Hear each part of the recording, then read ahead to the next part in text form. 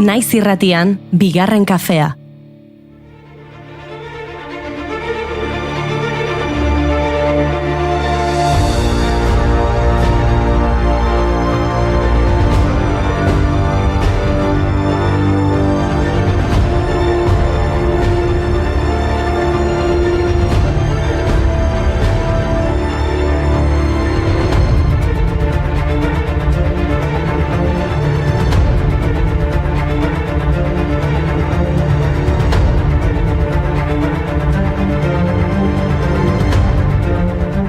Egunon guztioi eta ongi etorri bigarren kafera. Ez da giro kalean eta ez da giro gure efemerideetan. Ez da izan maiatzaren 27 historikoki urteko egunik lasaiena, ez? Eta uste dut badakidala zergatik. Gaurko egunez, 1782an lehenengo aldiz gillotina erabili zuten Frantzian. Heriotza sortzeko asmakizun honek hasiera batean Louison izena zuen, baina berehala gillotina izena jarri zioten asmatzailearen izenagatik. Jose Ignacio Guillotin. Mediku eta politikaria izan zen eta hirikondaira baten arabera Guillotin doktorea berak asmatutako makinaz hilarazi omen zuten. Baina hau erabateko gezurra da. Guillotin sorbalda batean izan zuen lupu beltz edo satarraren ondorioz hil zen.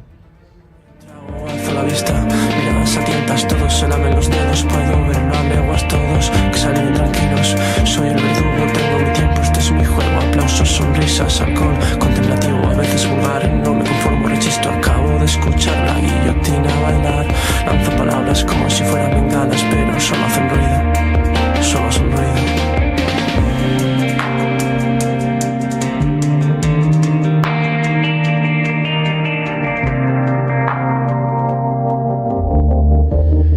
Euskal Herrian gillotina izu garaian erabiltzen hasi ziren, garai hartako disidenteak exekutatzeko erabili zen. 1783ko urrian Baionan ezarri zen eta 1784ko irailean Donibane Loitzunen. Baionan exekutatu ziren zenbait pertsonaren izenak ezagutzen ditugu. Charles Hebron, angeluko apaiza, 1783ko azaroaren 24ean gillotinatu zuten. Elizan, Errepublikaren eta Konstituzioaren aurka mintzatzeagatik. Edo Salvat de Sorain, Beskoitzeko apaiza. Lurraldetik atera izanaren akusaziopean, Baionan epaitua eta absolbitua izan zen, baina beste epaimai batek epaia berriz aztertu eta atzera Baionara bidali zuten. Absoluzioa emaniko epaimai beraren aurrean dekapitatua izateko. Eta bere zaleak bazituen gillotinak, ez pentsa, Donibane Loitzunen 1783ko azaroaren 3an elkarte irautzailearen kide batek herritarren artean diru bilketa abiatzeko eskatu zien herriko agintariei gillotina bat eroszedin, traidoren eta konspiratzaileen aurka. Horrela egin zuten eta askatasunaren enparantzan ezarri zen.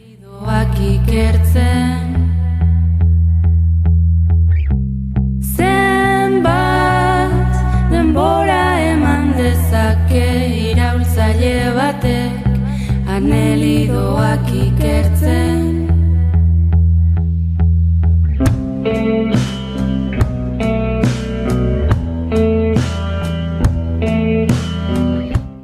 Hemezortzigarren mendeko asmakizuna izan arrean deigarria da Frantzian gillotinaren erabilera ohikoa izan zela 20. mendean ere. 1960 eta 1970 urteetan behera egin zuen azkenik. 1965tik 1977 8 heriotza zigor izan ziren. Eta 1977koa izan zen azkena. 1981ko irailean heriotz zigorra ezeztatzearekin batera gillotinaren erabilera baztertu zuen Frantziar estatuak. Tira ez dakit gillotinaren asmakuntzaren gatik izango denala, ez, baina egia da sarraski ugari eman direla orduztik. Aipatu behar dugu lehenengoa duela 95 urte gertatu zela. 1931ko maiatzaren 27an Ategorrietako sarraskia egin zuen Guardia Zibilak Donostian 7 langile tiro zilez. Maiatzaren batetik greban zeuden Pasaiako eta Trintxerpeko arrantzaleak lan baldintza hobeak eskatzeko borrokan eta gaurko egunez manifestazioa egin zuten. 10 atera zen Pasaiatik Mirakruz gainera heldu zen eta soldaduek gerarazi egin zuten.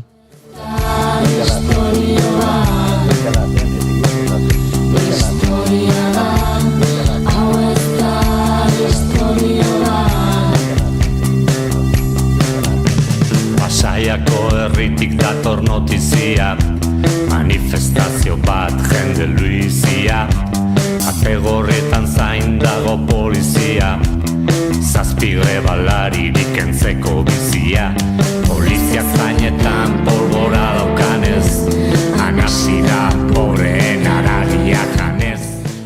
Pasatzen utzi zieten, baina 200 metro aurrerago, ategorrietako erlojuaren parean guardia zibilak zituzten zai. Ezin zutela pasa esan zieten, airera deskarga bat egin zuten eta ondoren manifestariei tiro egin zieten. 8 langile hil zituzten, Julián Zurro, Jesus Camposoto, José Carnés, Manuel Pérez Ayera, José Novo, Antonio Barrios, José Suárez eta Manuel López Díaz, denek 19 eta 34 urte bitarte zituzten. Atzo bertan aurkeztu ziguten Beñat Palategi eta Alander Arbelaitzek sarraskiari buruz egin duten komikia, ategorrietan fisterra.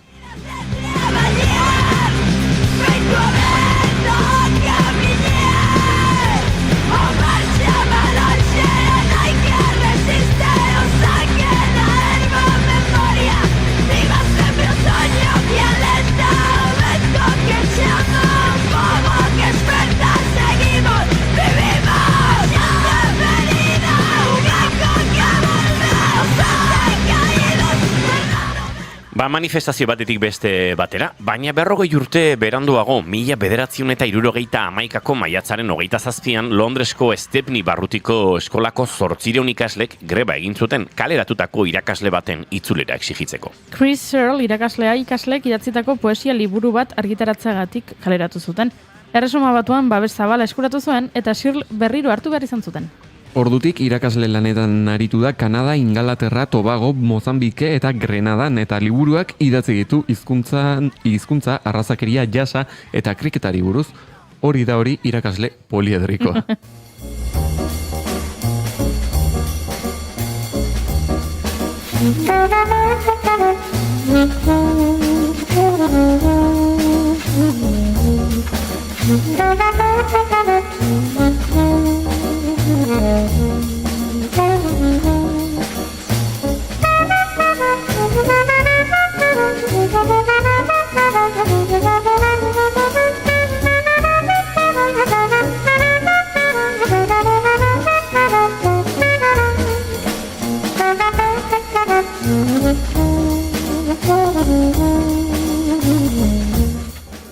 Baina esan dugu maiatzaren 27 ez beharren eguna izan dela eta baditugu adibide gehiago.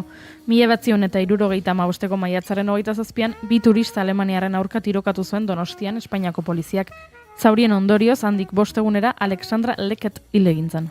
Bilbo Beobi autobidean jarritako kontrol batean geratu zuten autoa eta bertan metraiatu zituzten. Garaiko prentsak turisten zuhurtzia faltari egotzi zion gertaeren erantzunkizuna.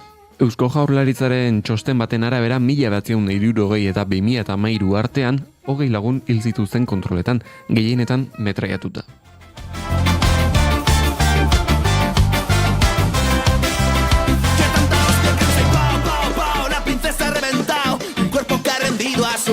Ya nadie grita y pau, pau, pau, una herida ya cerrado. El tiempo en mano nunca ha pasado. Pero ya no es nada fácil volver a donde el fuego nada quemaba y ahora donde vuelan quieres saber las alas que antes tu vuelo alzaban.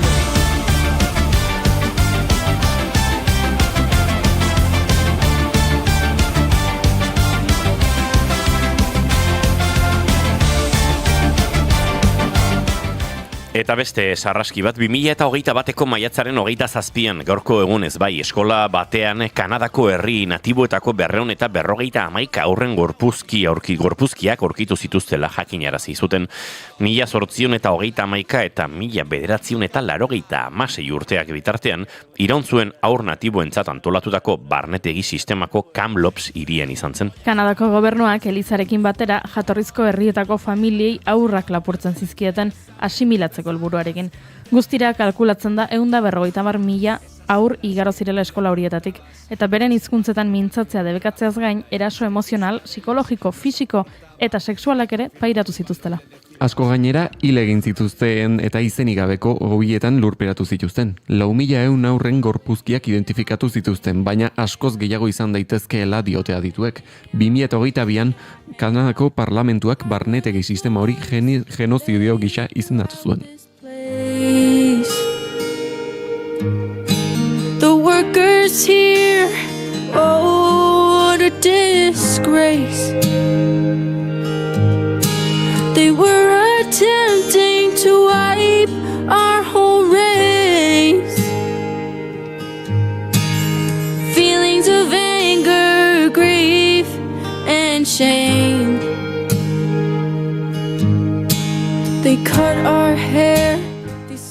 uste dut gaur sarraskia agertzeak gure hemerotekan ez duela zerikusirik gillotinarekin.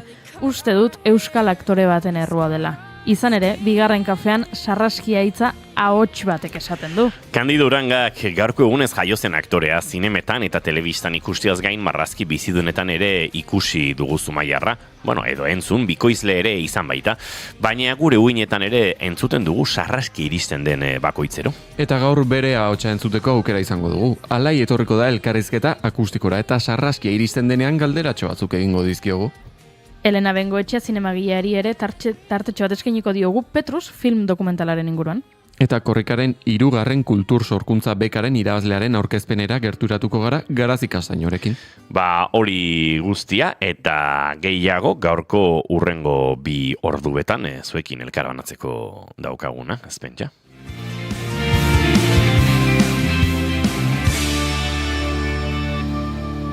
Naiz irratian, bigarren kafea. Entzuleo goren bai maiatzak 27 ditu gaur eta asteazkena da ongi etorri guztioi. Bigarren kafera naiz irratian zarete.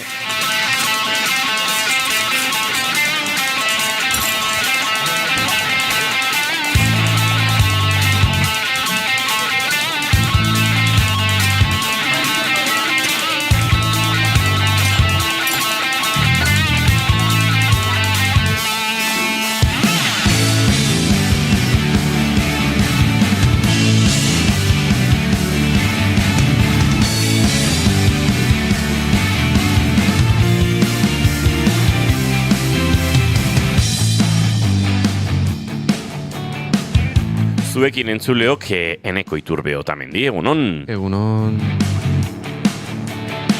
Eta zuekin Goiuri Ezeizarrandi, egunon. Egunon. Izketan ari zeizuen hau, Inigo Asensio Lurbide gaur bigarren kafeak 1182 du, maiatzak 27 ditu, goizak 10 eta 18 minutu, eta gu 3, akaso laizter 4, 5 edo 6 izateko aukerarekin, eta horrengo 2 orduetan zuekin bat egiteko asmotan. Esan dakoa, ongitorri guztioi, naiz irratian zarete, bigarren kafean.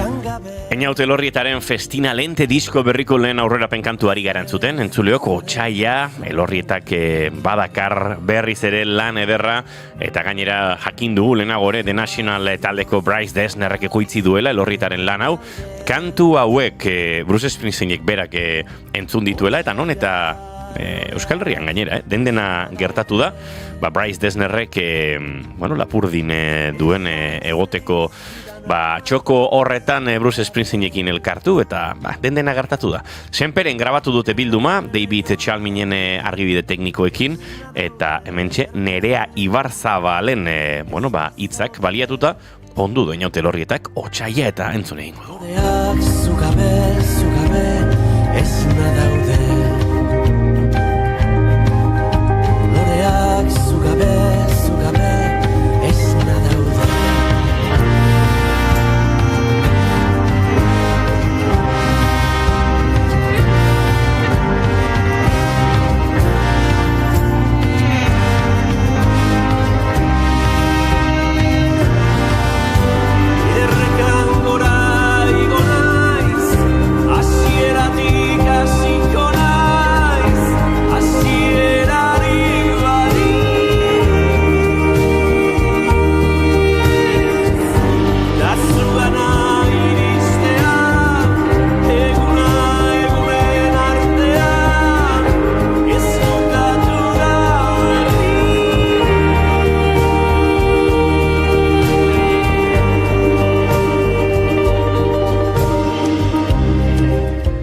Goizeko 10:23 minutu izatera doaz, hemen gabiltza otsaia entzuten eta gogoa ere piztuta Inau Telorrietaren lanik berriena Festina Lente, lan puxka dirudien hori gozatu ale izateko, baina guk maite duten tarteari leku egin behar diogu, eta gure txatera begira ere jarri beharra daukagu, hain zuzen ere, hainbat mezu ere baditugulako, Goiuri, gure txatean. Baina eski, egunero izaten ditugu. Eta egunon gaztiak, egunon, eneko praka motzetan. Hemen, uste dut daudela pixka eta presionatuta gure lukekin. Eta orokorrean lukekin.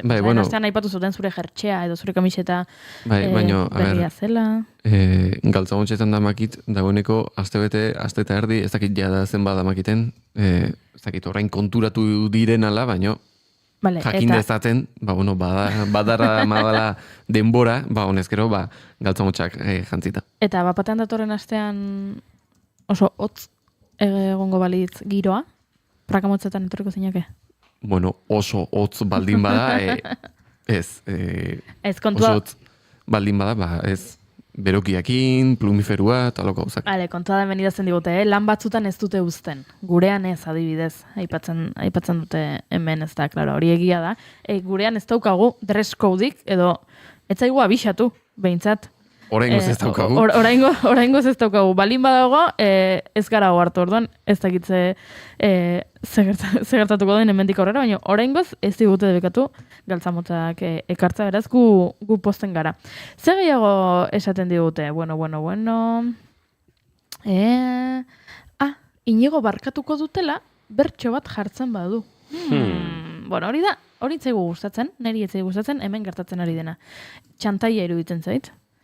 Eta horrela ez dugu jokatzen guk bigarren kafean, Inau Telorrieta diska berria bai, alaxe da, eta aizue, horixe gure txatak dioena, interesatu zaite, lan batzuetan ez dutela galtzamotzak erabiltzen uzten, eta kontu hori, beraz, zuen lanpostuetan ere ez badizute uzten, idatzi eta kontatu. Ni joan nintzen behin, estatu batuetan nengoela han ikasketa batzuk egiten, joan nintzen Teslaren fabrikara. Eta han ez zuten uzten soinekoak ere erabiltzen. Ez da bisitan joan da ere, ni joan nintzen, bertako langile batekin, erakutsi nahi zidalako lekua, eta han Silicon Valleyn, eta ara joan nintzen, eta etorri zen nire bila etxera. Eta etxeko atetik atera nintzenean soinekoakin zentzidan, ez nizun esan, baina ez dute uzten. Debekatuta daude soinekoak Teslan. Eta pixko bat ezerretu nintzen egia zen. Zer gauzak, hemen ez da inora serretu nirekin, ze gorkak eskatzen duen audio hori prest daukat. Atzo, noren eta gure lankide baten urteak izan ziren, eta ezkinean konturatu. Zaloa Badiolaren urteak izan ziren, eta Gorka Santestoanek bertsoa osatu du. Zorionak, Zaloa, atzo zure urteak lekeikio zure herria polita dirudite. Zelako giroa daukazu hor, zure etxeko aurrean. Jarriazu autobusa Lekeitiora aldean. Ondo pasa zuri zaloa, musu handi bana, segidezazu borrokatzen gure lurraldea. Musu bat zaloa maitia, esatari bikaina, gora zaloa, ta gora Lekeitio, haupa antzareguna. Gorka, esan genizun azkenekoan, urrengo bertsoak behar duela behintzat errimatuta. Errimatuta, Gorka. Hola, minimoetan. Baina, bai, zarbait behar du, bestela gure entzule bertsozaleek esango digute hemen hanka luze, zangala traba, poto, errima falta, eta igual ja, pixka-pixkate, hasi barra dago, idazten aurretik bertsoak, bertso paper modura edo eginda, Gorka, baina pixka bat gehiago behar du,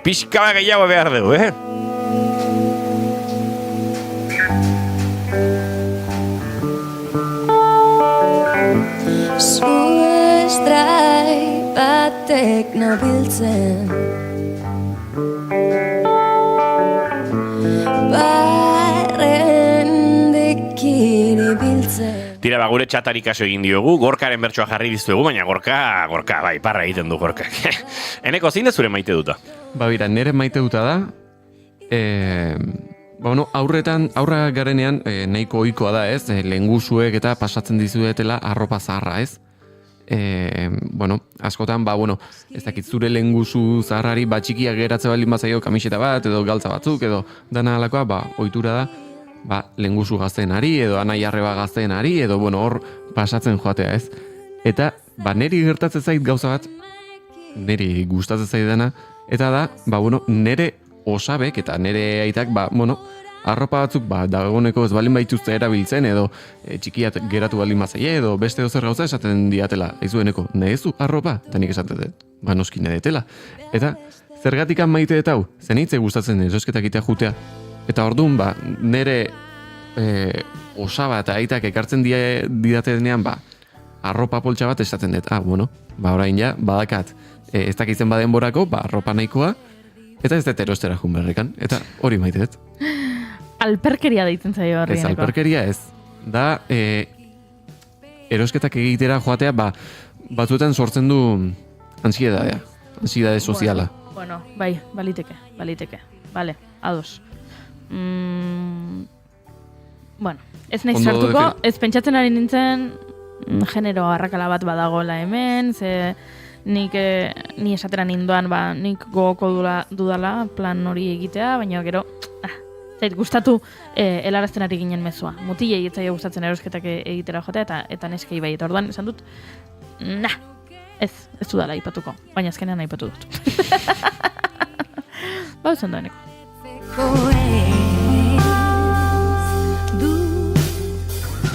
Behar besteri azaletik zurera egia Zein da zure maite dut, Juri?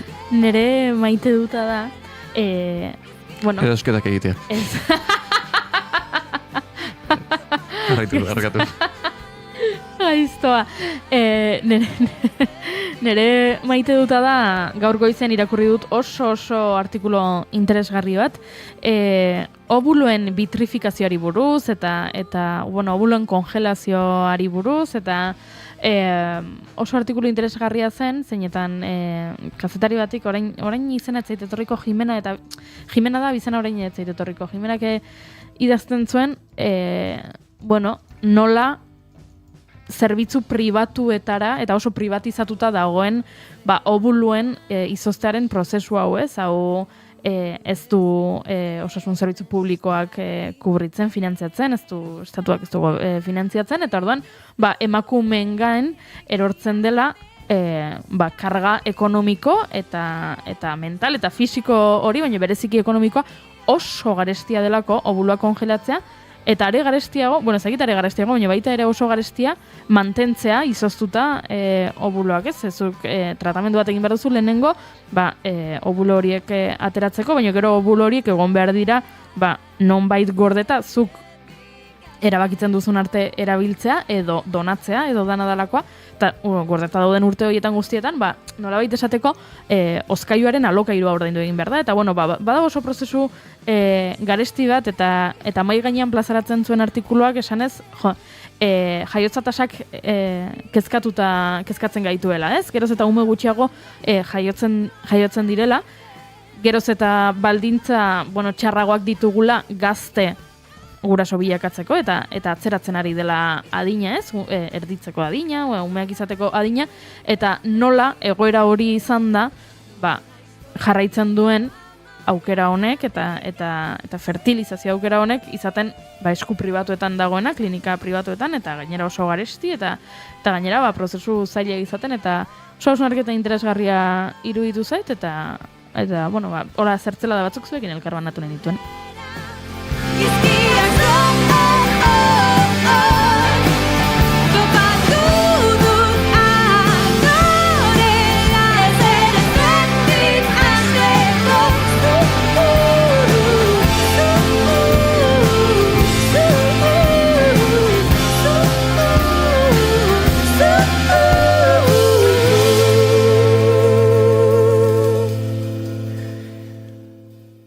Lier eta Arima Zulen arteko Asia bari ginen entzuten, eta nik beste maite dut bat daukat hemen eskuartean, eta tira batzo lagun batzuekin afaltzekoan nintzen, normalean asteartetan afaltzen dute lagun batzuekin, eta bazken momentuko improvisazio batean, topatu nuen Tolosan beste lagun bat, eta afaltzea etorriko zela. Goiuri ere topatu nuen, eta autogonbidatu zen afarira. Esan zian, Dani, bai ez Goiuri. Pentsatzen nuen pixka bat romantizismo gehiago jarri bartzen niola kontakizunari, eta esan gozen nuela Goiuri topatu nuen kalean, eta esan niona, zergatik etzatoz gurekin afaltzen. Gezurra litzatekilako. Egia da. Zuk esan zen nian, ez ez gonbidatu da niko, etorri. Egia da. Hori izan zen. Izan zen. Eta maite duta da, nire lagun honek bere garaian egiten zuela lan, lasarteko udaltzain bezala, eta beste lagun honen aitonak, baina berak 7 urte zituera hiltzenak, eta penas gogoratzen zuenak, han egiten zuela lan, nire aitonak, zenun ezagutuko, baina kontatu izan didate, lasarteko udaltzaina zela. Eta nola zen zure aitona, eta auta beste, eta hombre... Ez, Lasartekoa ez, zure aitona Urnietako udaltzen izan zen, artean Lasartek etzuelako izakera ofizialik, eta orduan Lasarteko lurretan aritzen zirenak ere, Urnietako udaltzen izaten zirako da, bai, gogoratzen dut zure aitona bibote elegante batekin, eta beti zapiekin oso fin, eta iritu zitzaidan oso polita, hausaz nola norbaite jakin dezaken bere aitonari buruz eta konturatu eta espero izan gabe, igual ezagutzeko aukera izan ez dituen, zertzela da batzuk, ez beste pertsona baten ikuspegi hori, gurasoek edo izeba osabe kontatuko zizuten zerbait zure aitonari buruz, baina, ume zinela hiltzen, eta batean topatzea horrela afari erabat random batean norbait esanez, bida, zure aitona auta, zure aitona olata, auta, bai, eta, iruditzen zait oso polita dela, eta hori xedan ere maite dut. Aritzaren memoria entzuten ari gara Beira taldearen kantu aski ezaguna, eta bigarren kafean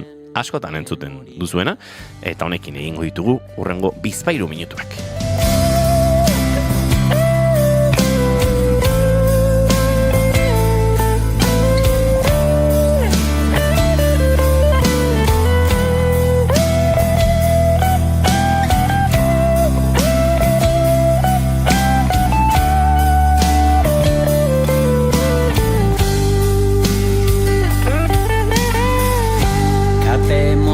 Kare hotzak, edota kare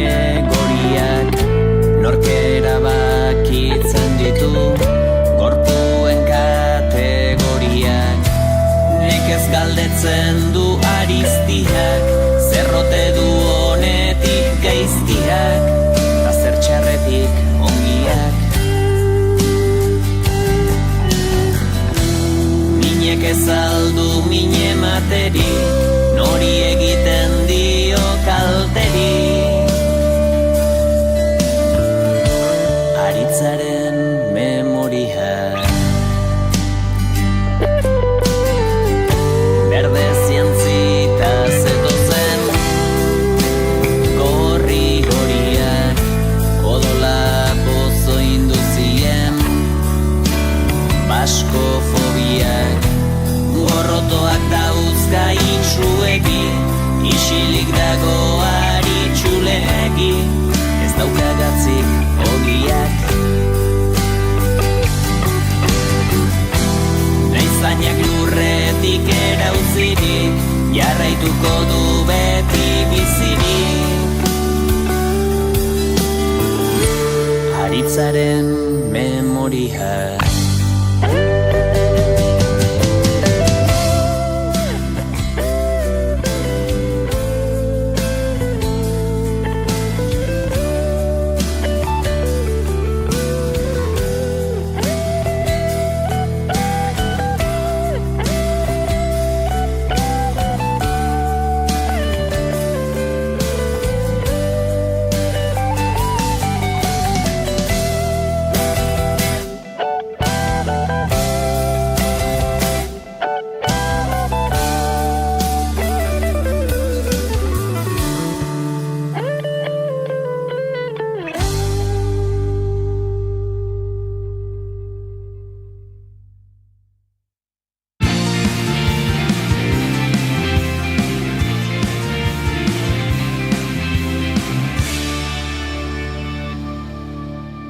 Bigarrenak ez direlako beti okerragoak, bigarren kafea.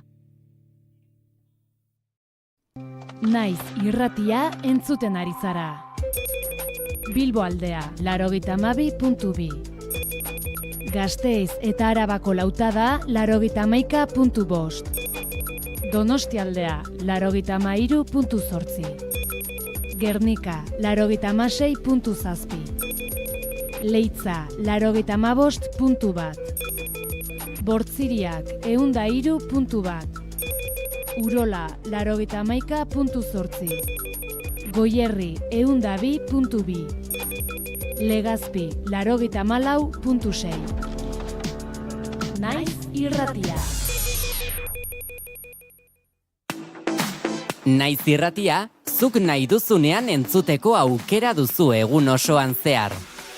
Bai irratia piztuta eta baita online ere. Goizean goiz hasi eta gauera arte, informazioa, musika, kultura eta beste 11 gai jorratzen ditugu zurekin. Egunon Euskal Herria. Goizeko 8 eman berriak, egunon daizula. Egunon guztia. Arratsaldean. Arratsaldeko 8 dira, ongi etorri Naiz irratira. Irratia.naiz.eus webgunean sartu eta goiko banerrean agertzen den zuzenean entzun botoia sakatzen baduzu, une horretan bertan eskaintzen ari garena bertatik bertara gozatzeko aukera izango duzu. Zer zarte kamionetan, kamioian ere musikakin eta juten diran eta bai. Ez dakit, korri pixkat ere egin beharko dugu, ze gainera Goiuri azken aldian entrenatzen ibili da, eta uste dut. Denbora guztin ez du balio, kamionetan sartuta. Ilusio guztiak animatzen diteu korrika egitea. Ondo izan. Joaten zaren lekura joan da, eraman ezazu Naiz irratia zurekin. Aizu, baltzenekien oraindik ere hipoteka gastuak erreklamatu daitezkeela? Etxe bizitza bat erosteko hipoteka bat sinatu bazenuen 1995ko urtarrila eta 2019ko ekainaren artean, jar zaitez gurekin harremanetan eta erreklamatu alizateko behar duzun dokumentazioa zein den esango dizugu. Informa zaitez, konpromisorik gabe. Emma abokatuak, 611 411 868.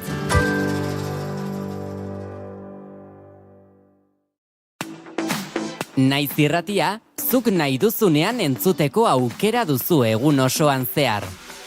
Bai irratia piztuta eta baita online ere. Goizean goiz hasi eta gauera arte, informazioa, musika, kultura eta beste 11 gai jorratzen ditugu zurekin. Egunon Euskal Herria. Goizeko 8 eman berriak egun on daizula. Egunon guztia. Arratsaldean. Arratsaldeko 8 dira. Ongi etorri naiz irratira. Irratia.naiz.eus webgunean sartu eta goiko banerrean agertzen den zuzenean entzun botoia sakatzen baduzu, une horretan bertan eskaintzen ari garena bertatik bertara gozatzeko aukera izango duzu.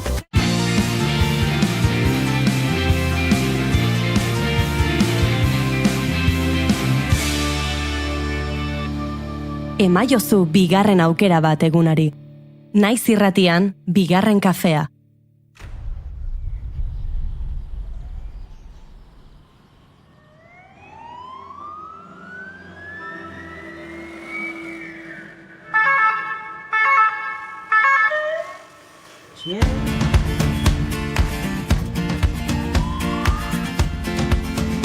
Manos a la tripa, Miguel.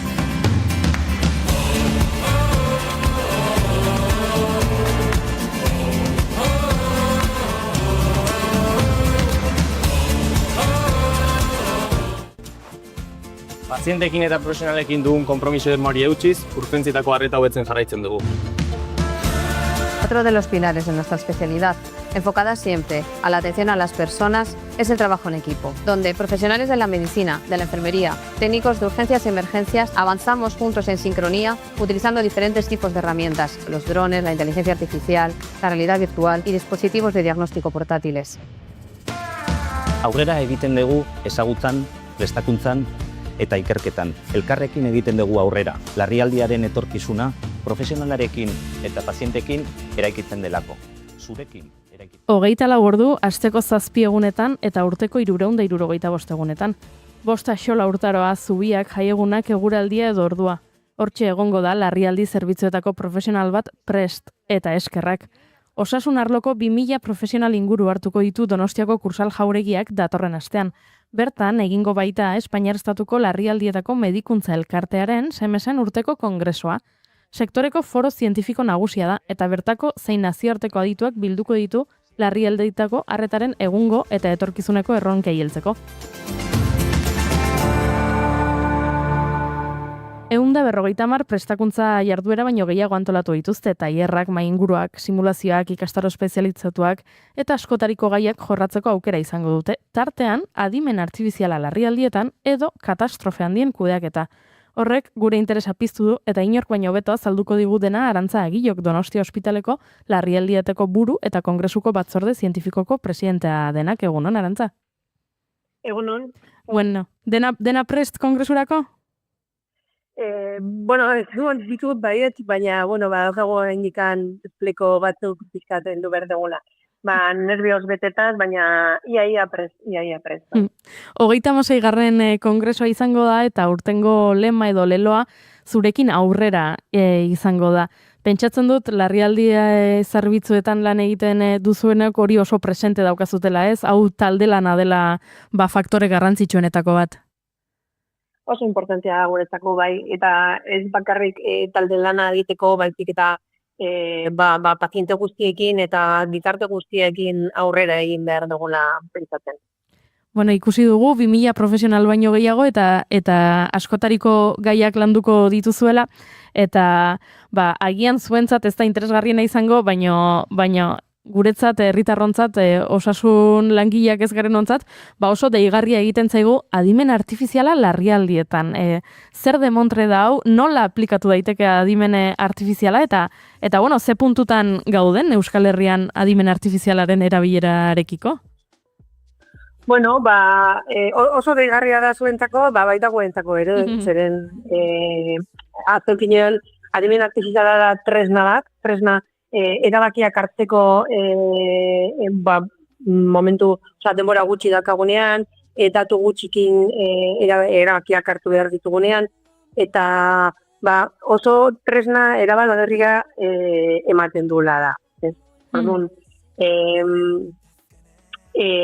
gu hori aztertu nahi dugu, hori ikazin behar dugu, nola egin, algoritmoak diseinatu, baina ematen du diagnostikoa egiteko pronostikoak egiteko, eta baita ere triagia egiteko, oso erabalgarria dela ematen du. Hori da aztertu behar dugu, eta hori da erabiltzen dugu. Oraindik gutxi erabiltzen da. Esango dizut gutxi erabiltzen da oraindikan, eta dakagu oso arlo handia hobetzeko. Bueno, erronketako bat izango da, ez? Nola egokitu teknologia berri hauek zuen jardunera. Bestelako erronkak ere landuko dituzue kongresu honetan, aipatu dugu, 150 prestakuntza jarduera baino gehiago, eta tartean, adibidez irakurri dugu ez, denboraren menpeko patologietan egon diren aurrerapenak, ze larrialdi zerbitzuetan badakigu denboraren menpe dauden egoera asko egokitzen zaizkizuela, ez? Ez dakit iktusak edo sepsisak. Hori da. Horiek izan duten denbora mendeko prozesuak dira prozesuak denbora oso importantia da. Zeren, adibidez, iktusa dituz oso aurreratu da, asko aurreratu da azken urteotan. Eta minutuak bakarrik oso importanteak dira. Sepsisetan, sindrome koronarietan, trauma larriatan, hori oso dia prozesuak zeren oso azkar eta oso koordinatuak egon behar dira, zeren minutu bat gehiago tardatzen badugu egoera aldatu dezake. Orduan oso importanteak dira. Eta protokolo pila daude eta oso protokolizatua daude, baina koordinazioa handia zaintzen duten prozesuak dira. Koordinazioaz ari zarela eta protokoloetaz ari zarela, beste eduki nabarmenetako bat izango da larrialdi handien eta katastrofen kudeaketa, eta horretarako pentsatzen dut erakunde desberdinen artean koordinazioa ere landu beharko duzuela, ez? Ez soilik osasun langileak, ez dakit pentsatzen dut, ez dakit ertzaintza dela, basozainak direla edo suhiltzaileak direla. Claro. Hori, mira, oso reciente daukagu Adamutzeko trenistripua, hori erakutsi digun, larrialdietan lan egiten dugun agentza guztiak koordinazioa handia behar dugu. Reskateak egiteko, trasladoak egiteko, eta, normaliai katastrofe bat dagoenean, ez da bakarrik katastrofe sanitaria bat, baizik eta badaude sua, badaude toksikoak, badaude eta behar dugun lan egiten duten agentzia guztiak koordinatzea. Aipatu dut, horrelako gai ugari landuko dituzuela, baina kongresu honetan agian aipatu beharrekoa bai edo bai da izango dela lehenengo kongresua larrialdi eta emergentzietako espezialitatea onartu denetik medikuntzan, ez da horrek aldaketa handia ekarri du. Bai, hori, alde batetik ilusio handia egiten dut, eta bezunean pero de punta jarri zeren oso ilusio handia egiten digute. Baina, hori, gero, emozioaren aparte oso importantea da, zeren azkenean onartu da gure lana desberdina dela eta espezialitatea da, espezialitatea da guk ere. Eta, zegoen reivindikazioa oso zaharra, baina azkenean lortu dugu. Eta ez bakarrik errekonozimentua, zeren residenteak eukiko ditugu aurten. Datorren astian, hasiko dira lehenengo uste diela 82 residenteak estatu osoan, hemen Euskadin 5 izango ditugu, eta, hori da presentia, eta, errealitatea egin da. Ze ona, ez da borroka erresa izan, ez da, urte luzetako aldarrikapena izan da, eta, dena kontatzen hasita esango dizut, ikusi dudala baita ere, maskota ere sortu zenutela, urgentzito, aldarrikapena hauek laguntzeko.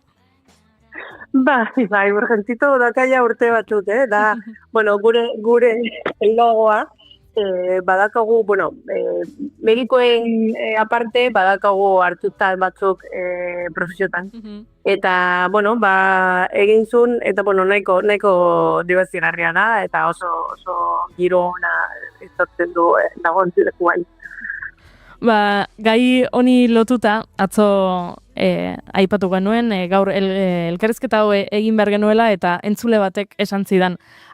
Agian galdetu dezakezu, ea aurre ikusten den egunen batean erizainoi espezialitate hau iritsiko zaigunala, ez? Ze uste duzu, Arantxa? Guk espero baiet. Oain ja, medikuen espezializatea eskatzen nahi izan duela urte pila bak, baina baita erizainentzako espezialitatea. Urgentzitan egiten duten lana erizainak oso perfil desberdina dakate beste erizainen baino.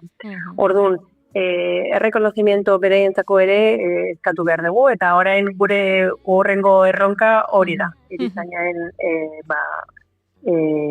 jasotzeko espezialitatea. Oso ondo, aipatu bezala ekainak 3, 4 eta 5 izango da Donostiako kursalean kongresu hau 2000 profesionale inguru bilduko dituena. Aipatu ditugu, jorratuko diren hainbat gai eta Arantxa ez dizkizugu minutu gehiago lapurtuko. Ondo joan dadila kongresua, asko ikasi, asko elkarbanatu eta horrela, denoi lagunduko diguzue. Mi esker, tartetxo bat egitagatik, eta ni gonbidatu nahi ditu guztiei, simulakro bat egingo dan ostegunean arratsaldean, uste 7:30 edo kurtalean zubian ingurunean, eta oso biztoso eta oso polita izango da, eta ni gonbidatzen ditut ikusteko. Ui, ama. Bale, denak. Bale. Deituta denak simulakrora, beraz, ostegunean simulakrora denak elkarrekin. Hori da, ikusteko. Eskerrik asko. Bale.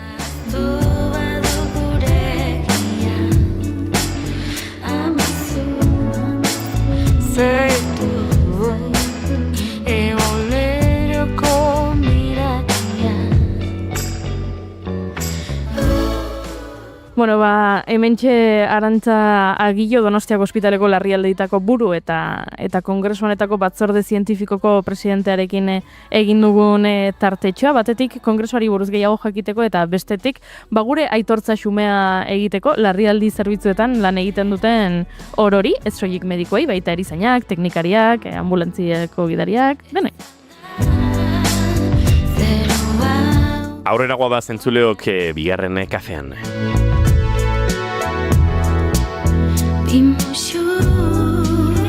Imusio ematea falta da.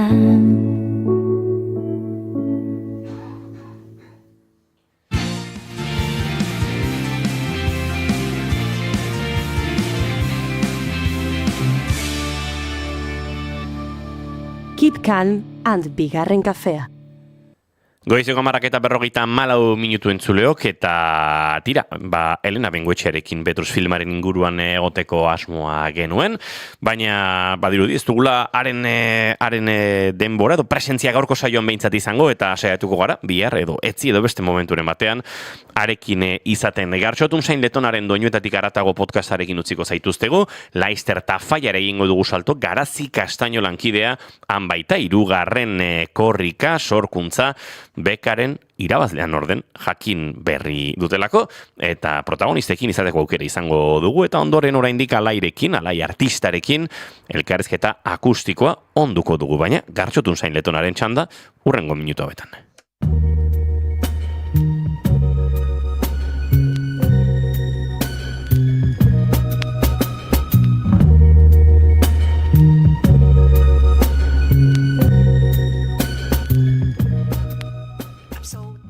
Ongi etorri entzule doinuetatik aratago saioaren atal berri honetara. Badakizue, astero hemen biltzen garela doinu berri batzuk ezagutu eta gure belarriak goxatzeko. Aste honetako lehen gomendioa Heather taldearen When You Loved Me kantuaren bertsio akustikoa izango da.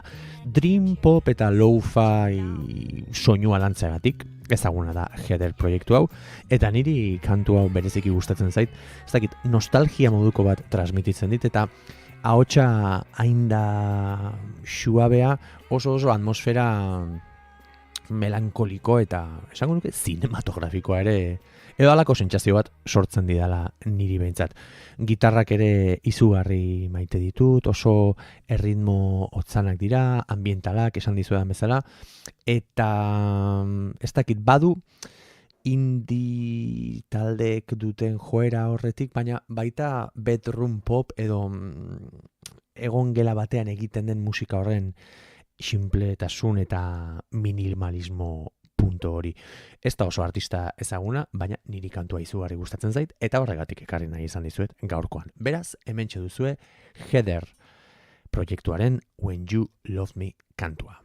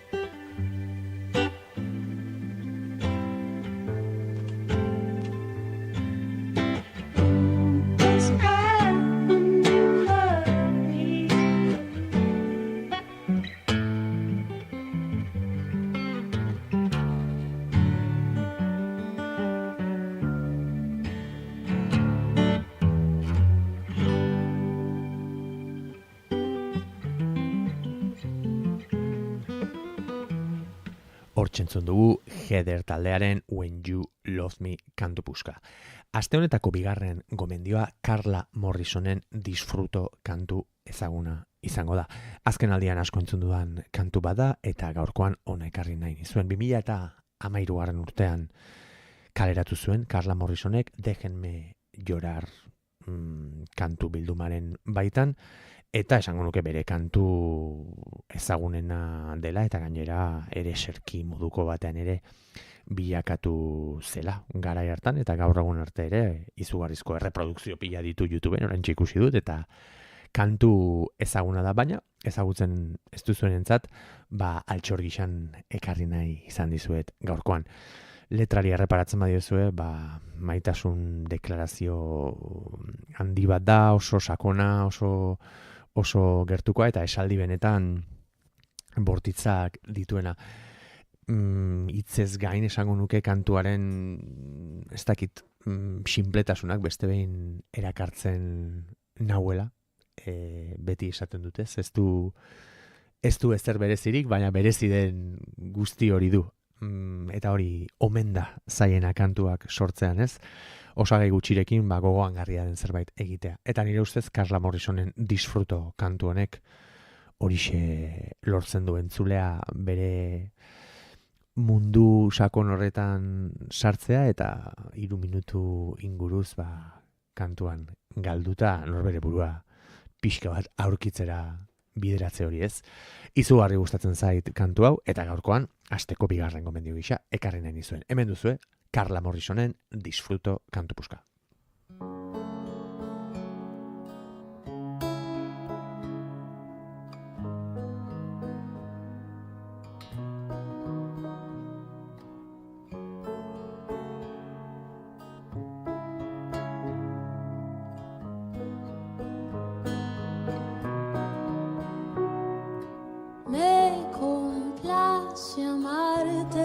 Disfruto acariciarte y ponerte a dormir.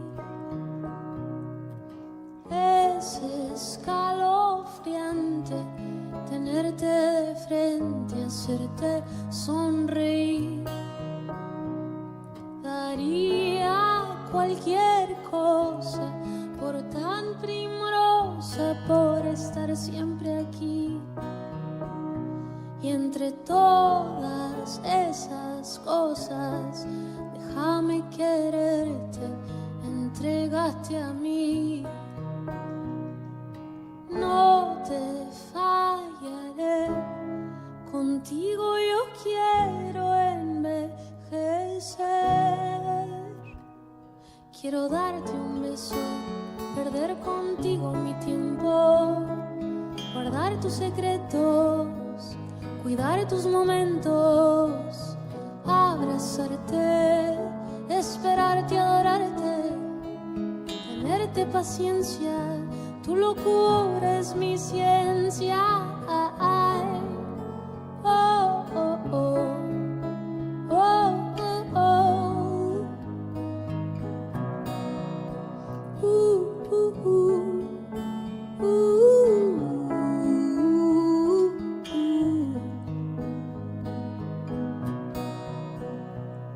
Disfruto mirarte, cada movimiento, un vicio que tengo, un gusto valorarte, nunca olvidarte, entregarte mis tiempos. No te fallaré, contigo yo quiero envejecer. Quiero darte un beso, perder contigo mi tiempo, guardar tus secretos, cuidar tus momentos, abrazarte, esperarte, adorarte, tenerte paciencia, tu locura es mi ciencia. Quiero darte un beso, perder contigo mi tiempo, guardar tus secretos, cuidar tus momentos, abrazarte, esperarte, adorarte, tenerte paciencia, tu locura es mi ciencia.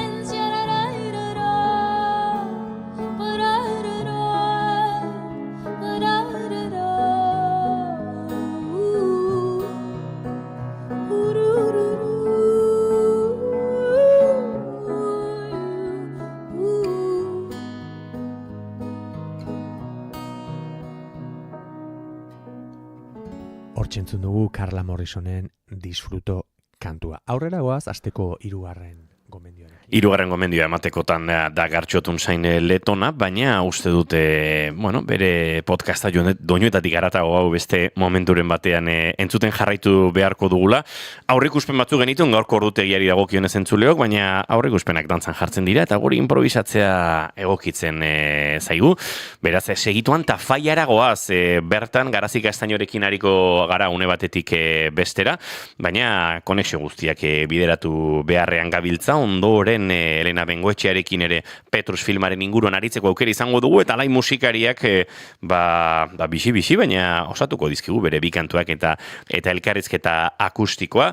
Beraz, hortxe goaz, poliki guztiak gurean batu nahiean, eta zuzeneko hau nolabait osatu nahiean. 11:05 minutu aritu gara Goiuri gustora gainera, hain zuzen ere larrialditako zerbitzuen xehetasun guztiak ezagutzen, eta batez ere datorren kongresu horretan jorratuko dituzten hainbat alor ere ezagutzen, adimen artifiziala tarteko, inoizu nahi Elordi Hidalgok xehetasun batzuk eman dizkigu, baina tiran gaur modu aplikatuagoan eta zuzenagoan ere, horren inguruan osnartuko dutela kontatu digute. Bai, aipatu digute ezta, Euskal Herrian oraindik oso fase, ez dakit, oso hasierako fasean daudela adimen artifizialaren aplikazioari dagokionez, normala den bezalaxe ez, teknologia berrien garapena, eta baino, jorratuko dutela gai hau, oso interesgarria dela, eta geroz eta gehiago erabiliko dutela, aipatzen, ez dakit, triajeetan, kontrasteak egiteko datuen alderaketa, eta baina interesgarriena niri ala ere, gizo, iruditu zaidala, ostegunean egingo den simulakroa. Zalantzari gabe goiurik simulakro horretara joan nahi balin badu, haizu, kuantumat jarriko dizu bertan, eta kontatuko dizkiguzu, simulakroaren xehetasun guztiak. Bagoaz bixi Garazik Castaño lankidearekin bat egitera, Tafaian behar luke Garazik, eta uste dut, dagoeneko ezagutzen dugun hirugarren sormen bekaren, korrikaren hirugarren sormen bekaren aurkezpena amaitu berri den horretan. Garazik Castaño, egunon?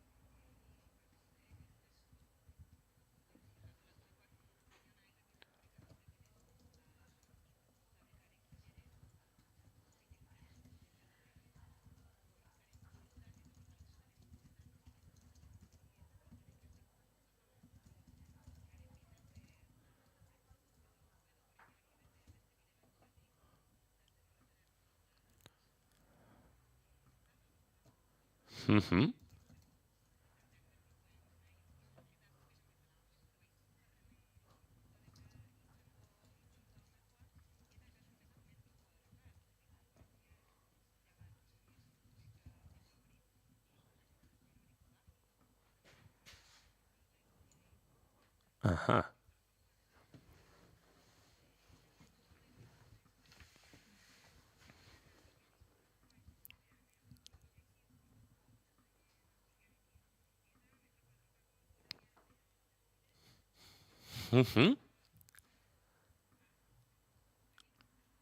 Ados.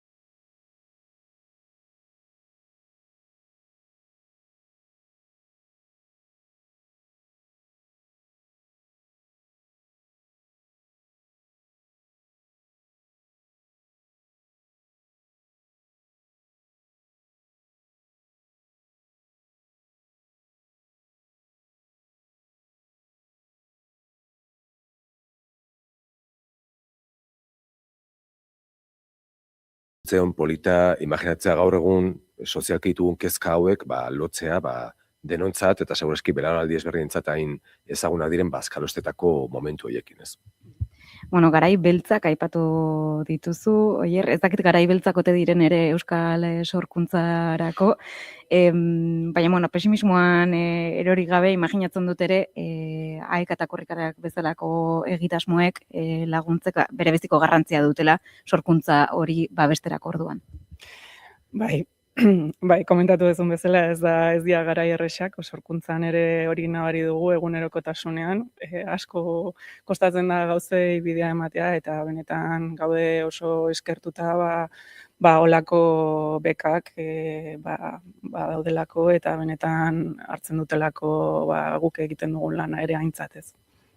Oso, mila esker eta goza dezazuela, estreinaldia noizko? 27ko azaro amaieran, eta ez dago garenik handata jarrita. Bueno, hortxe, behintzat hortzi muga zehaztua, eskerrik asko eta goza dezazuela bida. Eskerrik asko. Esker. Tira, hortxe aritu gara, Garazi Kastainoren hitzetan, Oier Gilan, eta Nelordui, gure uinetan entzuten, baina Garazi uste dut gurekin jarraitzen duzula hor, ezta? Hori da, hemen txenago bai. Bueno, aizu. Izan. Ez, uste dute, ez dakit zer iruditu zaizuen zuen, galdera hori luzatu behar nizuen, nik, metro kuadrokako lana pixka bat ezagutzen duenak, badaki beti obra bakoitzak, soiltasunean ere, beti zerbait berria edo desberdina proposatzen dutela, orduan nik behintzat, kuriositatea handia dut, igual agerikoena da bazkalostearen kontua, ez? Ia bazkaltzen jarri behar gaituzten edo ezakit kafe eta patxaranarekin, zeinek daki, baina, ez dakit zer iruditu zaizuen zuei. Uste dute Oier Gilanen eta metro kuadrokaren sorkuntza eredu horiek eta beti izaten direla, pixka bat, ekuazioetatik ateratzen direnak, ez, gogoan dut aztiarekin ere, nola sortzen zuten alako klima, ezoiko bat behintzat antzokian, eta badago pixkat beraien esentziatik, eta uste dut horrekin mehatxuan datozela, ez da, estandarizaziotik edo norbaitek eroso ikusiko luken zerbaitetik ies egingo duen proposamen batetik, ez da gizuk ere traza hori hartu ote diozun, Garazi? Bai, ni egia esan gainera kale performancearen oso zale naiz, ez naizelako askotan, edo ez dudalako aukera askotan, ez, alakorik bizitzeko, baina ikusi izan ditudanak beti gustatu izan zaizkit, espazioarekin ere asko jolasten delako, ez, eta uste dut, horrek ere konektatzen duela apur bat, korrikaren esentziarekin, korrikak ere txoko guztiak zeharkatzen ditu, korrikak formata kolore desberdinak hartzen ditu, igarotzen den toki horietan aurrera eginala, eta nik uste dut horra honek ere aurrera, hori, herri eta iriziri joan dakoan bestelako kutsu bat hartuko duela, eta politena, oraindik ideia daukatela, baina hori da, sorkuntza garatzeko tartea daukatela, eta zeinik dakit zer topatuko dugun, izango dugu horren berri, bigarren kafean, benetako estreinaldia iristen denean. Zalantzarik gabe heldu. Baina nik patxaranik ez du nahi, Ez? Kafea patxaranarekin. Zer nahiago duzu, Goiuri? Aipatu du Garazik, eta esan du gainera ajea daukala korrikarekin, nik beste modatako ajea irudikatu dut patxaranarekin, Bestela Lisa edo orain uragasakin ere oso modan dago, nik uste bazkalosteak orain beste kontu batzuekin ere egin daitekela. Naski baiet. Modu askotara egin daitezke gaur egun, konbutxa, sorkuntza eta ikerketa espazio oso zabalak daude, eta tira guk zidarnauteko lagunak behin baino gehiagotan izan ditugu hemen, porru, konbutxa eta guzti dastatu izan dugu, beraz, denerako aukerak badaude. Garazi Kastaino, ez dizugu denbora gehiago lapurtuko, goiza nahiko hankaz gora jarri zaizu, ibilgailua, materiala, mikrofonoak eta bestelakoak, ez pentsa, guri ere, bigarren kafea, asteazkenak 27 ditu maiatzak, eta asteazken honetan gaurko efemeridei begira ere aipatu dugu. Nolabait ez dela historikoki egunik lasaiena izan, maiatzaren 27, eta akaso lehen aldiz gillotin erabili zuten horretan, guk gaur ere norbait gillotinatu nahiko genukeen goizean, Garazi, baina bizitzak aurrera egin behar du eta gillotinari ez daukagunez, bai, zu bizitza humorez hartu behar da. Jaketa faian zauden eta agurtuko zaitugun, jan kroketa bat lasai eta gozatu behar. Piskat bigarren kafearen estiloa ere hori bada, ez? Hori da. Zu mimetizatu gurekin. Hori da. Bueno, maldan bera amaitu da, beraz orain hemendik aurrera denok maldan gora. Hori da. Besarka da bat, Garazi, laizter arte. Aio. Garazi Kastaino agurtu berri dugu entzuleok eta Gartxotun Zain Letonaren Doinuetatik haratago entzuten ari ginela. Berreskuratuko dugu, hortxe hain zuzen ere podcastaren erdigaldean, 3. kantura bidean utzi dugu Gartxot, eta Gartxot berreskuratuko dugu horrengo hirugarren gomendioarekin.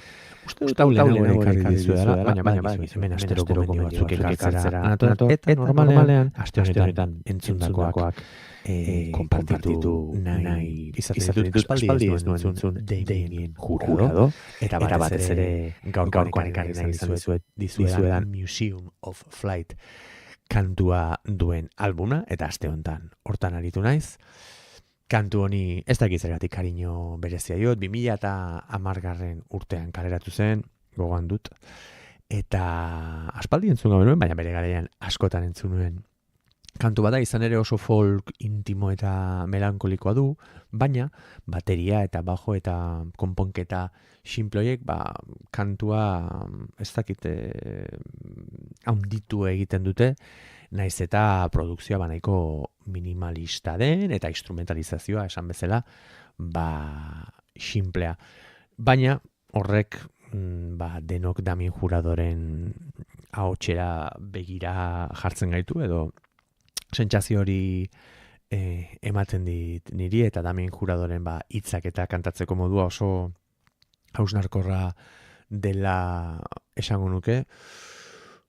Bere kantuei erreparatuta esango nuke gainera nahiko kantu ezaguna dela hau bere diskografia luzean aipagardienetariko bat eta distantzia emozional, oroitzapen eta pixka bat giza deskonexioaren inguruan egindako hausnarketa bat dela iruditzen zainiri eta benetan kantu ederra da. Beraz, aste honetako 3. gomendio gisa, hemen duzue Damien Juradoren Museum of Flight.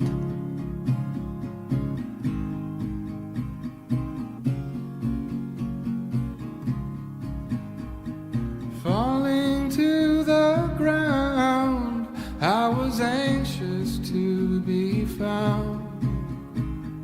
You can always go home to the safety of your cloud.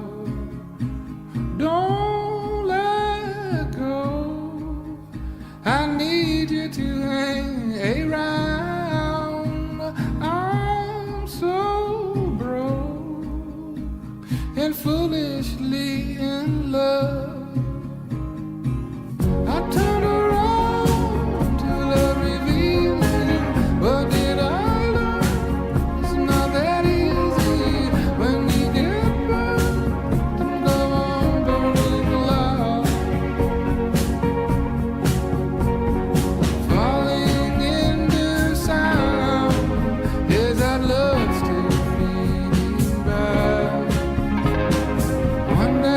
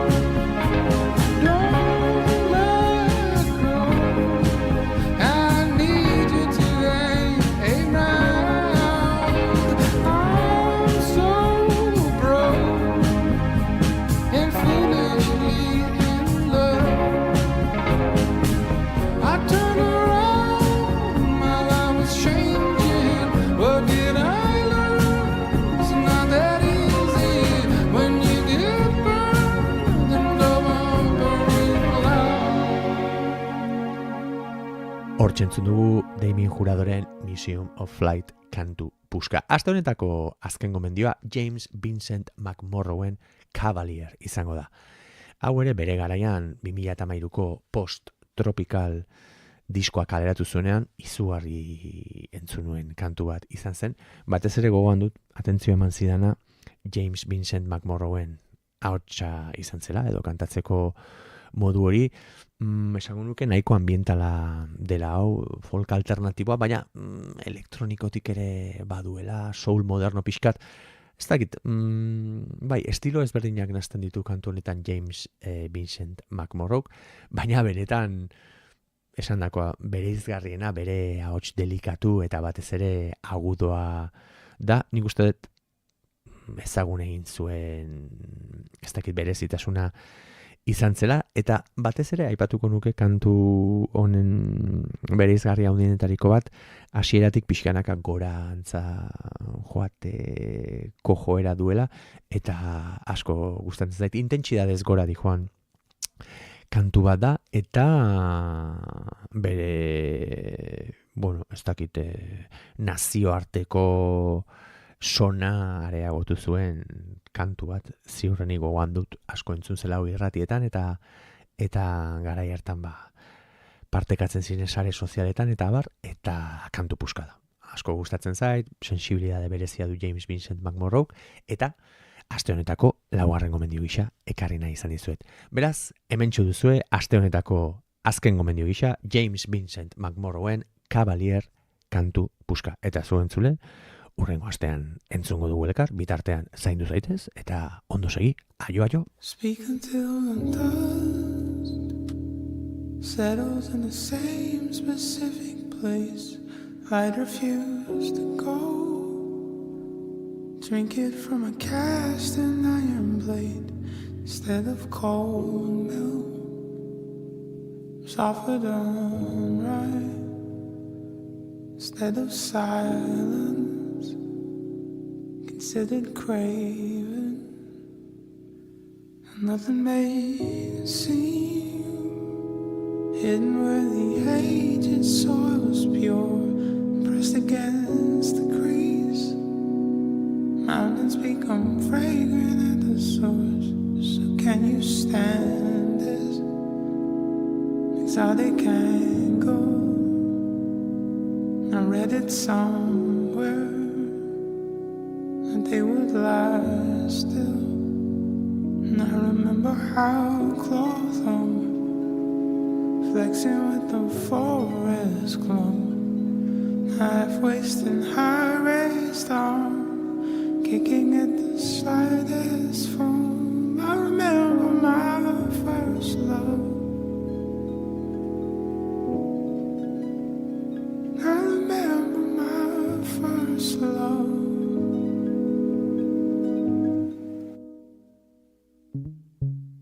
Unrelied, I was told, missing teeth out of favor. Nickel Beach, it was all gathering by the sundown. I woke hard, I woke heavy from the half-wind stopped.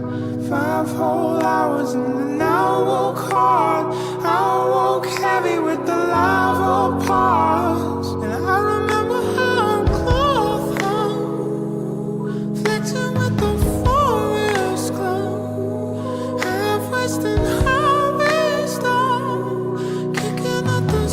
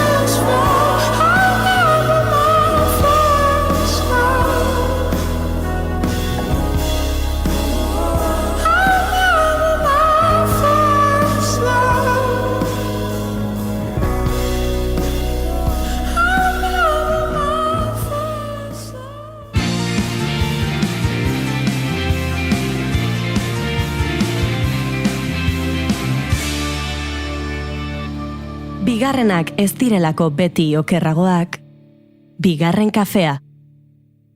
Goizeko 11:29 minutu, alai prest gurekin urrengo minutuetan izateko entzuleok.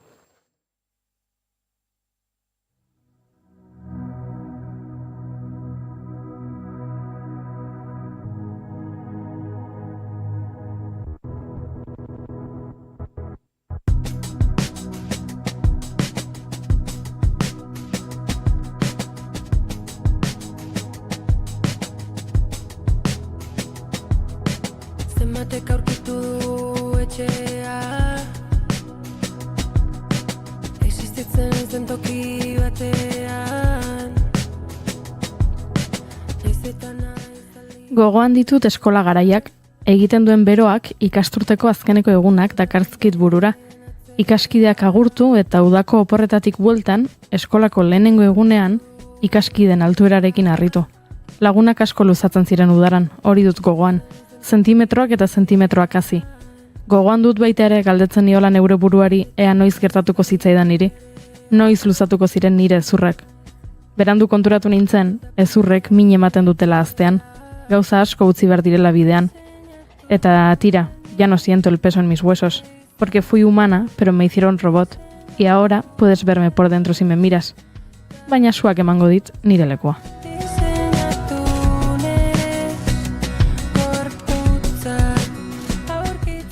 Ezurraragizko eta mundu digitalaren artean bizi da gure hurrengo gonbidatua, eta identitate eta transformazioari buruzko lan aurkeztera etorri da gurera.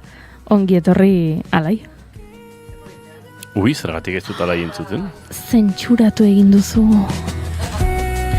Alairen mikrofonoa hori zen, eta ezkara konturatzen.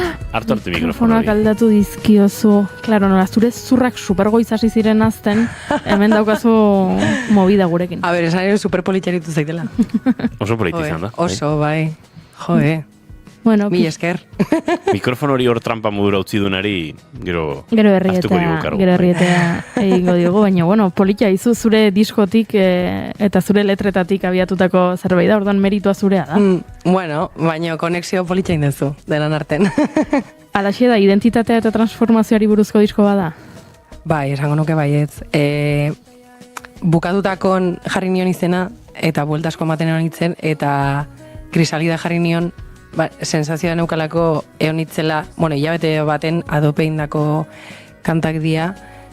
Hilabete bat iten, baino prozesu horta iristeko denbora asko pasabar da, eta gauza asko, proiektu asko hasi eta basureta bota baia, eta azkenen korrika baten derrepente denatatzea.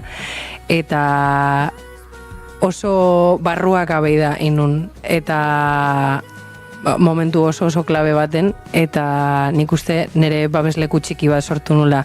Eta gero kontuatu naiz, pixkat, asko reflexionatzet musika nondikan iteten, eta zergatik iteten, eta kontuatzen naiz, pixkat musika sortzeakon saiatzen naizela iten babesleku bat bezala, nik nire emozioak espresatzeko, ze igual kanpoaka beti asko kostatu zait, eta oso barruak abizi izan du naiz, musikan pixka kanpoaka indezaket. Babeslekua zuretzat edo entzulearentzat? Bueno, nahi du nantzako, balio dio nantzako. Bai. Ni babesleku horretan abia puntua zu. Bai, hoi da. Hortik aurrera, norberak topa dezala... Bai. Nik sortzezen etxe txiki hoi. Bai.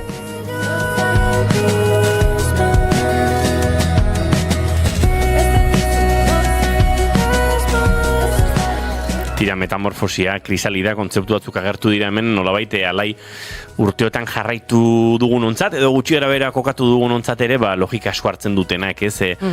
Musikako izpenean aritu, DJ lanetan entzun, eta bapatean badator Alai, set oso bat montatuta, sortutakoa jaurti, kantatu, eta beste helduleku batzutatik, edo beste mundu batetik, ez? O beste mundu batera, hobeto esan da. Bai, bueltasko mandituz. Bai, dudik gabe.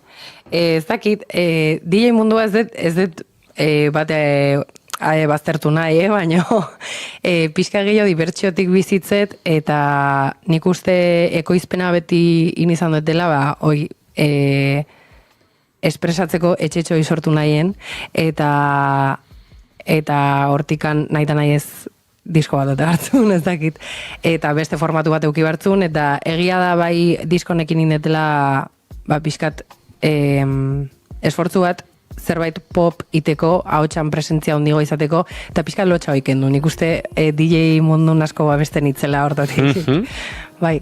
Batzego nolabait impostore sindromearen aurkako sendagai bat DJ posizio horretan? Hoi baino gehiago nik uste pixkat izkutatzeana, batez ez zuzenekotan. Ze zuzenekotan bai asko sufritu izan duetela, osea, ni nere burua gehien bat ekoizle bezala daukat, eta gustatzen zait nere gelan sartuta musika iten egotea, baino zuzenekotako zea hoi pixka bertigo amatezian, baina bueno, pixkanaka probatzen jun naiz, beldura galtzen jun naiz, eta bultzada txiki hoi izan da diskoa batatzea.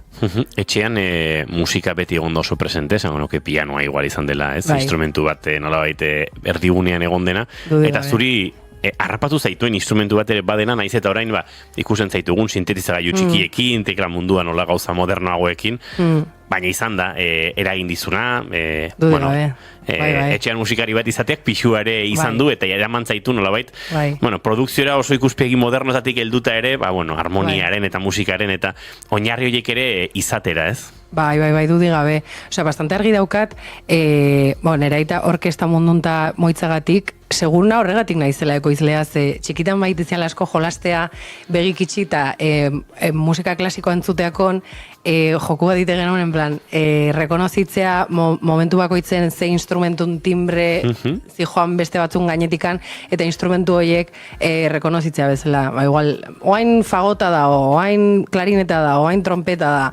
eta guzti horiek izendatzea eta aurkitzea, eta nik uste pixkat belarria intzitzaitela detaile guzti horiek eta kapa guzti horiek apreziatzea.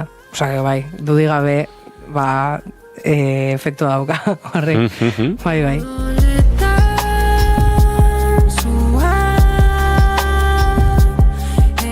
Geruzak aipatu dituzu, eta esan daiteke oso geruzaz geruza sortutako diskoa dela, ekoizpen prozesu hori, osango nuke horrela bizitzen joan zarela, ez? Geruzen gainean geruzak jaurtita, ez da egita ahotsa zein momentutan iritsi den, eta letra zein momentutan iritsi den, geruza festa horretan, ze badaude kantu batzuk minimalistagoak, beste batzuk nun minimalistak diren geruza asko pilatzen joaten diren, ez?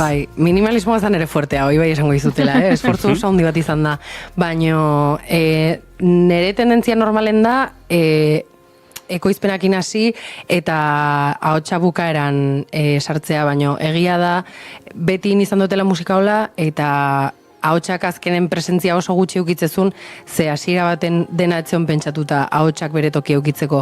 Eta hontan saiatu gela pixkat, lagun batekin indet Ilan da bere izen artistikoa, lagun ekoizle batekin indet disko guztia, bea datorla popetik, eta hasiera batetik bultzaziala asko ahotsatik hasteko, edo oso gauza gutxikin ja ahotsa sartzeko, eta ahotsai presentzia hoi hasiera batetik kontun hartzeko, gero bukaeran beti gertatzen zaiten bezala ez gehatzeko bigarren plano baten.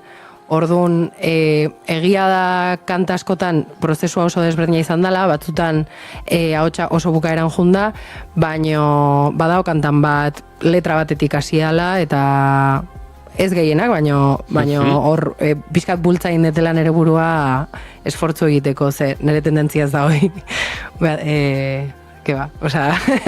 Nere tendentzia da dena ekoiztu eta ahotsa bukaeran sartzea. Eta aldiz, ahots melodiek pixua daukatela esango nuke diskoan, eta melodia errekonozigarriak edo ezagugarriak, eta nolabait buruan gera dakizkizukenak ere badirela. Ez daudela usaz, uste dut hor ere egon dela azterketa, analisi asko eta zen melodia kokatu eta nola, ez? Nik uste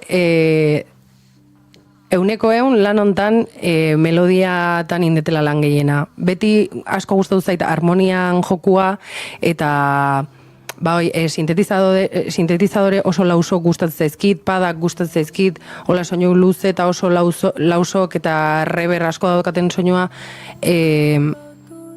baino, hortan askoz gehiago zentratzen itzen harmonian, eta diskontan saiatu naizela melodiak piloa lantzen, bate iten un gauza bat zala, osea, enion atentzio prestatzen eta ondan bai hasi naizela bastante lantzen eta daukaten emozionalidadeaz konturatu naiz, pixkat harmonia iti duten kontrapeso hortan. Bai.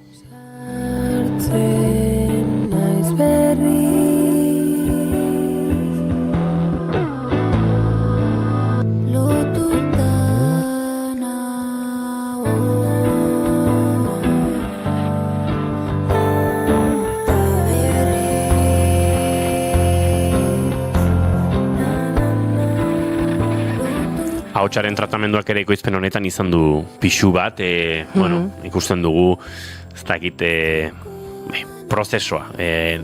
Izan diri autotunea, reverra, dileia eta bestelako erramintak, baina bai, ez da bereziki ahots organikoetan kokatutako produkzio bat, alrebes, ahotsari osagai asko jarri eta osagai horiek ere ondo neurtu. Aipatu duzu minimalismo ez dela zure fuertea, baina diskoak badu minimalismo bat. Baita ahots prozesatuetan ere ez, prozesua momentu batutan badago oso kontuz prozesatuta, beste batzuetan kargatuago, eta ekoizpena ere esango nuke badagoela hor, ez? Espalin bada zure doaiek nagusiena. Nere lan minimalistena da dudigabe. Hori izango nuke, eta gainera desera ikitze edo, ez da egite, geruza kentze edo gauza kentze prozesu bat egon dela ziurrenik hemen, ez? Bai, hombre, bai, eguneko egun. Bai. Zen ere tendentzia da, kapa asko, gustatzen zait, ez daki, sintetizadorek betik gora montatzea eta nahi gabe kapa pilo bat iteitut, eta gero egia da hemen kentzen lan oso handia ondala, baina hoi esan dizuten bezala ahotsai bere presentzia emateko. Dala gauza bat beste lan batzutan ez deten nahi. Eta hontan bai izan dela, prioridadea bai izan dela ahotsai bere tokia ematea. Orduan nahi eta nahi ez denak minimalistagoa izan bartzun. Kanta honetan Sara Zozaia bide lagun, eta kantak ere minimalismo hori eta espazio hori hartu du Sararen ahotserako, nondik sortzen da kolabo hau, nondik dator lanketa hau? Udaran biak gure lanak sortzen eginen, bea bere epea sortzen izan, atxa epea, eta ez dakit, nik uste musikalki oso momentu antzeko baten geudela, udara hortan, ez dakit, asko hitzeite deu, gure referentziai buruz, ez dakit, generalen gure karrera musikalen nun aurkitze gean, asko komentatze deu, ez dakit, zentzu hortan asko laguntze gea, eta sentitze genuen oso momentu antzekon geudela, eta zakit, animatzeko esan nion, eta etxea etortzeko momentu baten bere gitarrakin, eta ia harmonia oso abeak ateraztun. Bere identitate oso handia dauka kanta horrek, baina gero nik nire produkzio elektroniko sartu nahi izan nion, eta nik uste, zakit, ni oso pozik nago kombinazio horrekin, nire esan. Eta beste kantu batzutan elektronika presentzia gehiago, esaterako entzuten ari garen teta sonetan. Oker ezpanaiz lan hau bideratu zuen kantua, aurrerapen kantua izan zen? Lehenengo aizurrak izan zen, hau bigarrena izan zen. Bigarrena, hori da, aurrerapen kantuetako bat, beraz. Bai, hori da. Hemen elektronikarako jolas eta espazio gehiago hartu duzu. Guztiz, bai. Entzungo dugu eta jarraituko dugu.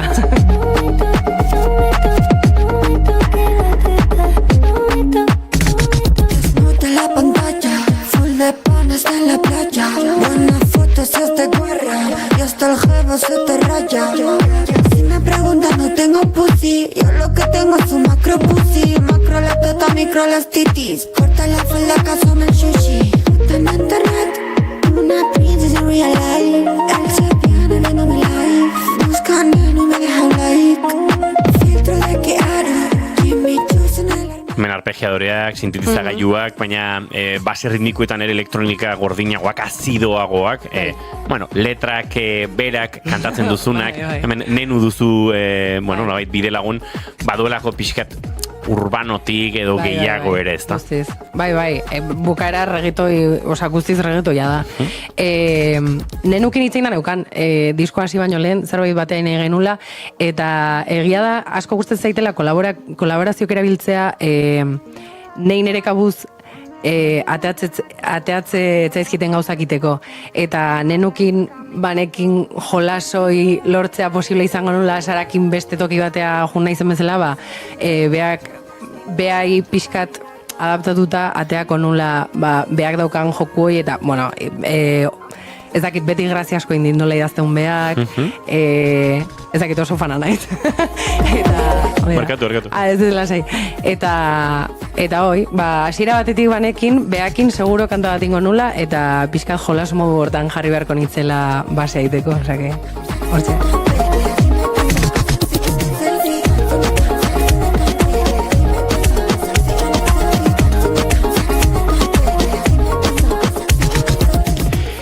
Tira, bagoaz poliki aurrera, eta uste dut aipatzen ari garen gure elkarrizketa akustikoen set hau ezagutzeko aukerare behar dugula.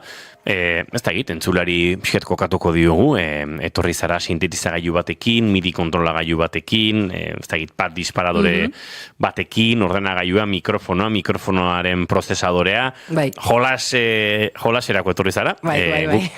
Askotan esaten dugu entrevista akustikoa ditzen digula honi, baina mendik igarotzen diren artista askok akustiko baino sintetizagailu, elektronika bestelako espazio asko ere jorratu dituzte, gehiago da gure espaziora egokitzea. Aipatzen dugunan akustiko hori, eta lata guztiz ere, batzutan, gero hemen musikari mordoa pilatu ere egiten zaizkigu, baina alaik gaur seta bekarri du, zuzenean eramaten duzun setaren oso antzekoa? Berdina, bai. Entzungo dugu lehenengo kantu bat, eta entzurera izango diogu, alai zuzenean ikusten badu, iaia hause dela topatuko duena. Zoaz gure setera. Keep calm and bigarren kafea.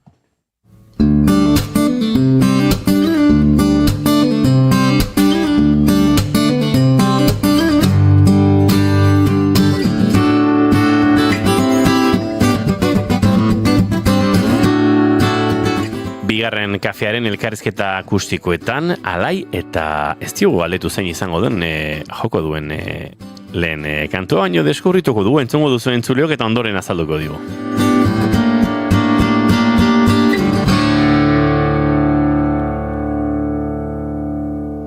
Nahi duzunean, alai.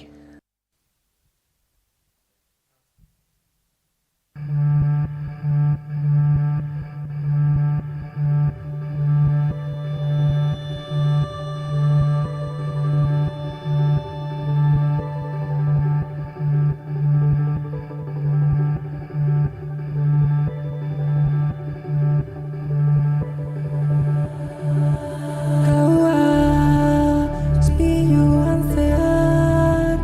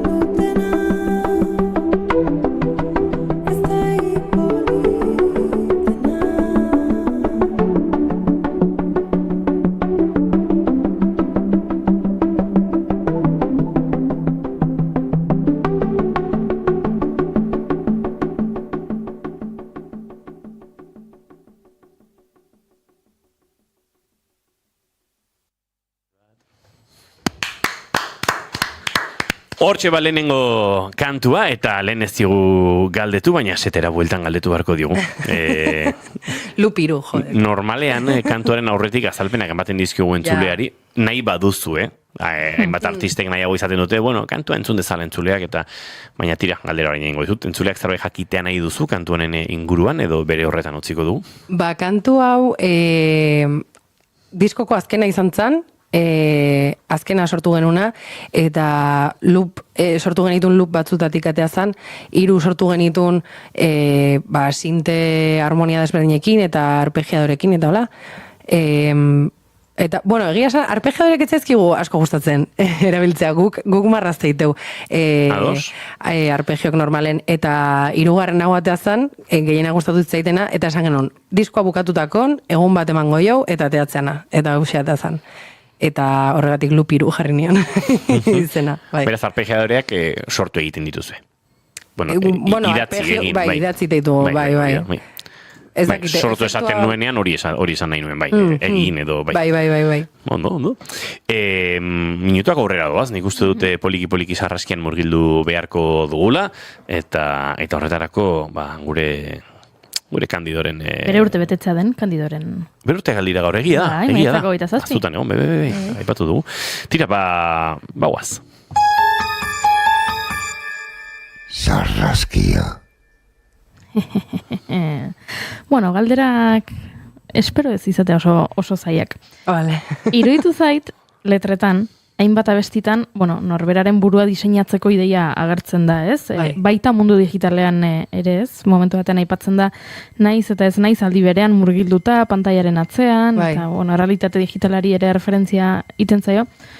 Uste duzu gure benetako nortasuna gure nortasunera gehiago hurbiltzeko aukera eman digula internetek? Batzutan ikuste baietz.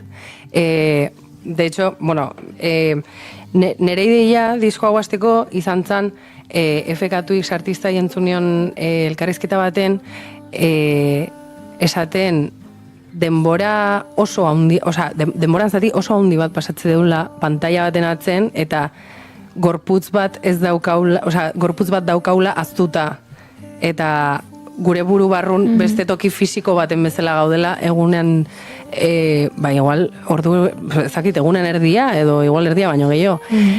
Eta ez dakit, nik uste gure generazio, ni Z eta millennial arten nago, hanka baten da besteen daukat, baino nik uste internetak asko zabaldu ziala, munduan asko zabaldu ziala, eta nik uste iteten musika baita eina handi baten internetai esker dala, eta dauzkaten referentzia gehienak internetai esker diala, orduan nik uste nire identidadean zati oso handi bat horri esker dala, eta seguruna jende askona. Orduan, aipatu beharra da, oso gutxi zeitea honi buruz. Chronically online zaude? Bai, totalmente. Bai. Bueno, ez zara bakarra. Seguro ez. Beste galdera batekin noa. Final Girlen beldurrezko zinemaren erreferentzia kontziente bat dago? Hombre. Batetik izen burua, eta gero bestetik abestiak, pixkat biziraupenaren ideia transmititzen duelako, eta Final Girl bada zineman erabiltzen den tropo horietako bat. Hau kontziente egindakoa da, eta euneko beldurrezko zinemaren zalea zara? Bai, baina ez bereziki, baina gustatzen zait. Kanta hau sortzeakon bereziki Carrie pelikulan pentsatu nun. Bai. Ez dakit, pertsonai beti gustatu zait, eta daukan venganza momentu hoi bezala, pizkatu irudikatu nahi nun kanta honekin. Bai. Orain diskoa berriro entzungo dut, ea Carrie ikusten dudan beste abestietan. Ze, azteko etorri zait burura ez, Carrieren irudi mitikoa eta, pelikulakoa eta odola eta agertzen da, eta odola ere aipatzen da diskoan, eta orain berriro entzungo dut Carrie buruan dudala. Odola aipatuta, gorputz ere etengabe agertzen da diskoan ez, zurrak, azalak, odola bera begiak, garrantzitsua zan zuretzako haien emozioak alor fisikora ere ematea edo nahi gabe gertatu da? nik uste musika eta gehien bat musika elektronikoa fizikalidadea bizitzeko nire modua izan dela. Askotan ezakit, dena dauzkau traumak eta nahi zon guztia, eta gorputzetik bastante separatzea eta gorputzen dauzkau gauza guzti horiek baita, eta askotan sentitzea gogorra da, eta nik uste musikak eta gehien bat musika elektronikoak dantzan bidez besoi emateitela gauza guzti horiek igual somatizatzeko eta gorputzetik ateratzeko. Eta oso relazio fisikoa daukat musikakin nik uste, eta horregatik nik uste hortikan datorrela elektronikakiko daukaten zaletasuna. Bai. Interesgarria. Sarraskia gaindituta,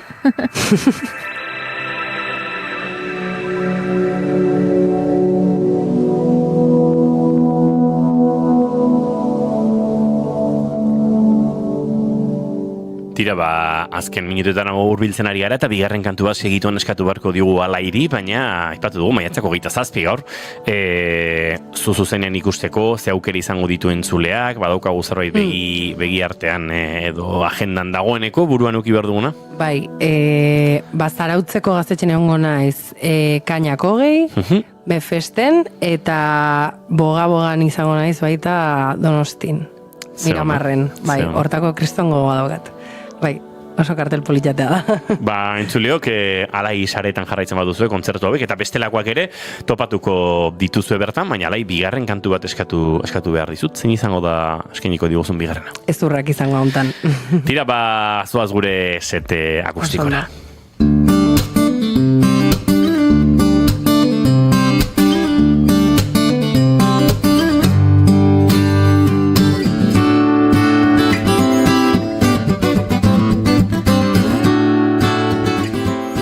Bigarren kafearen elkarrizketa akustikoetan, Alairen ezurrak entzuleok. Guk agur esan behar dizuegu, eguerdiko 12 bueltan ditugu eta, baina kantua gozatu ostean izango da, informazioaren txanda hemen naiz irratian bihar, goizeko 10:05 bueltan izango gaituzue.